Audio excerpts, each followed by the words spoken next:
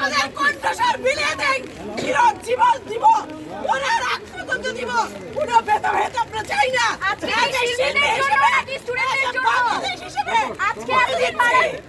এতগুলো স্টুডেন্ট মারা যাওয়ার পরে কেন শিল্পীরা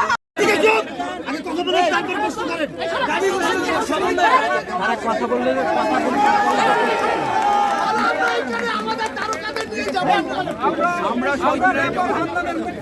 আমরা এখান থেকে শহীদ মিনারে গিয়ে ছাত্রদের সাথে সংহতি প্রকাশ করব। এটা আমাদের আগে 2 দিন আগে দিয়ে কর্মসূচি। এই কারণে আমরা এখানে সবাইকে জানিয়ে দিয়েছিলাম এখানে আসছি। আমরা গতকাল জানি যে শহীদ মিনারে হবে, আমরা এখান থেকে এই দাঁড়িয়ে শহীদ মিনারে চলে যাবো। তোমরা বোঝো না কেন?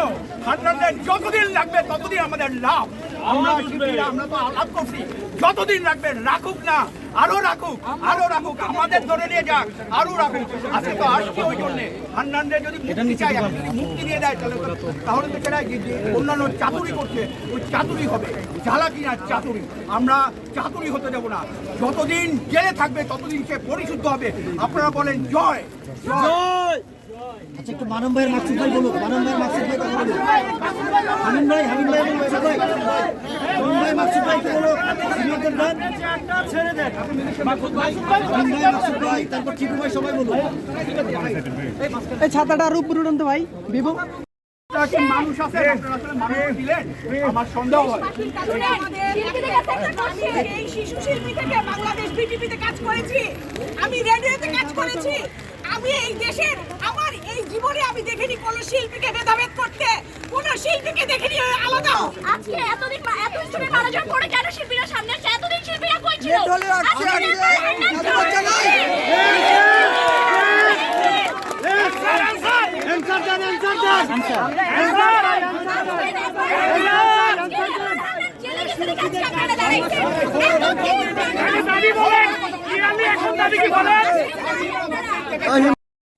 হুলি আছে যাদের নামে তাদের হুলিয়া প্রত্যাহার করা হোক এবং আমরা চাচ্ছি শান্তি আবার চলে আসুক দেশে, এই কামনা করছি।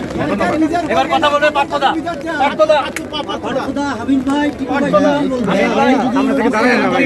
পার্থদা, হামিম ভাই কোথায়? হামিম ভাই কোথায়? হামিম ভাই একটু বাইরে যাও। আজকে আমরা আপনাদের পাশে আসছি। আপনাদের যে আন্দোলন চলছে এটার সাথে আমরা একমত এবং আমরা একসাথে আছি।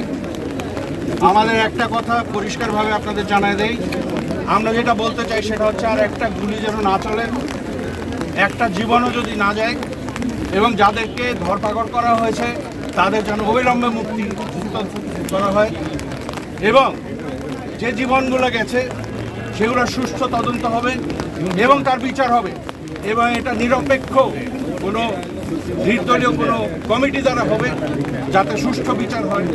এবং আমাদের গণতান্ত্রিক যে অধিকার, মানুষের কথা বলার যে অধিকার, যা আমরা চাই, যেটা বাক স্বাধীনতা, এই স্বাধীনতা আমরা ফেরত চাই।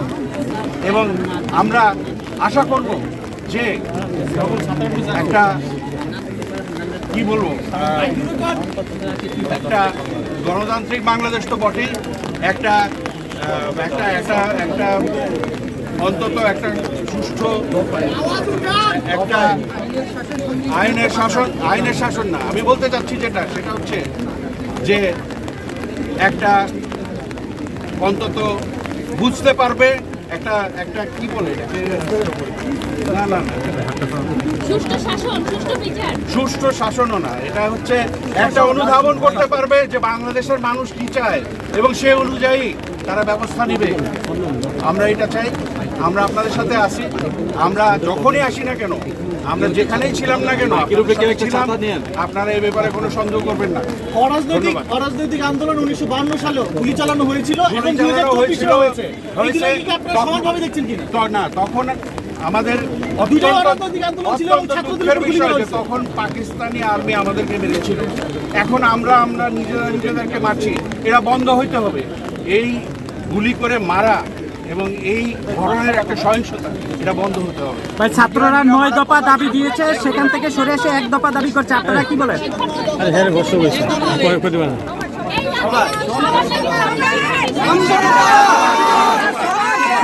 আপনাদের মুখে বলেন, সাংবাদিকদের কি সমস্যা অবশ্যই কেন করেন না আপনারা?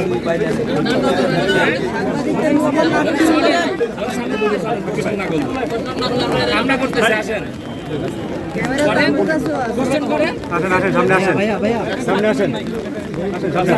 আমাদের রাষ্ট্র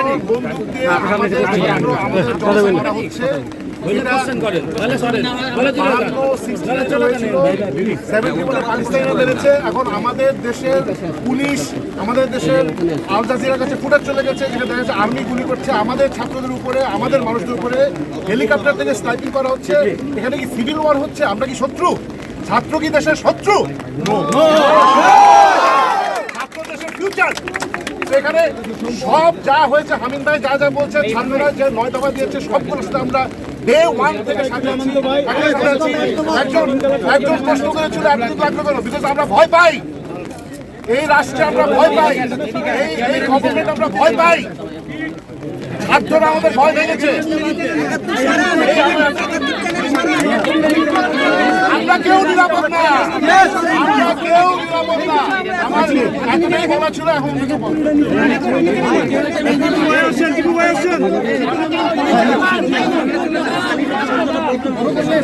মনে করলে ভালো ভাই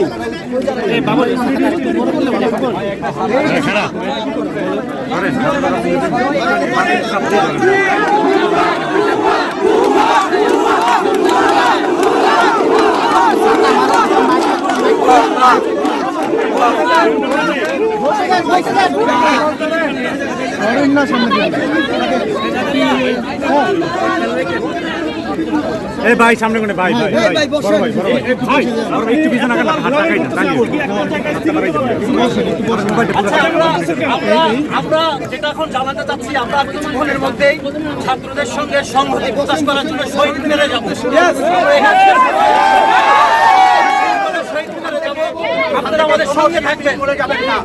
কোন শিল্পী আজকে শহীদ মিনারে যাওয়ার পথে কোন শিল্পী যেন আমাদের দল ছুট না হয়, আমরা সবাই মিলে শহীদ মিনার যাব।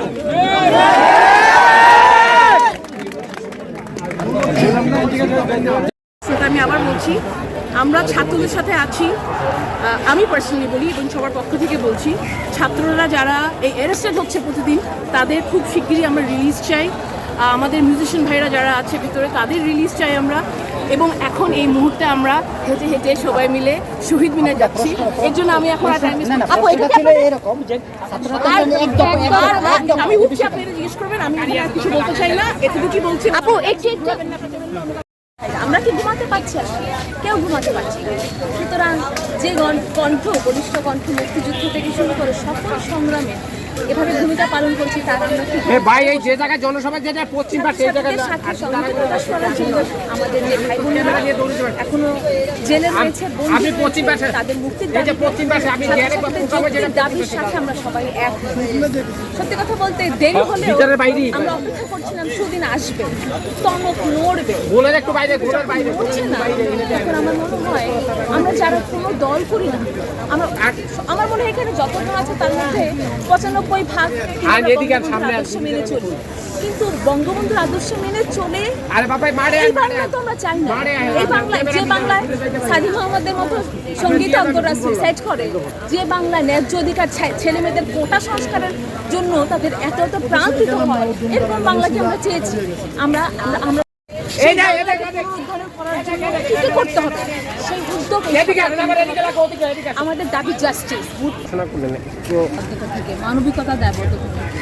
যা যা ঘটছে এটা তো শুরু হয়েছে আসলে জুন মাস থেকে, ছেলেদের আন্দোলন চলছে। এখন চিন্তা করে দেখেন, আমরা শিক্ষা খাত, যেখানে শিক্ষকরা আমরা স্ট্রাইকে আছি, শিক্ষকরা আমরা ক্লাসে যেতে পারছি না, ছাত্রছাত্রীরা যেখানে তাদের ক্লাস তো জোর করে বন্ধ করে দেওয়া হয়েছে। আমাদের বৈষম্যমূলক আমাদের যে একটা আন্দোলন চলছে, সেখানে পেনশনের আন্দোলন, শিক্ষকরা কিন্তু ইউনিভার্সিটির শিক্ষকরা যেতে পারছি না।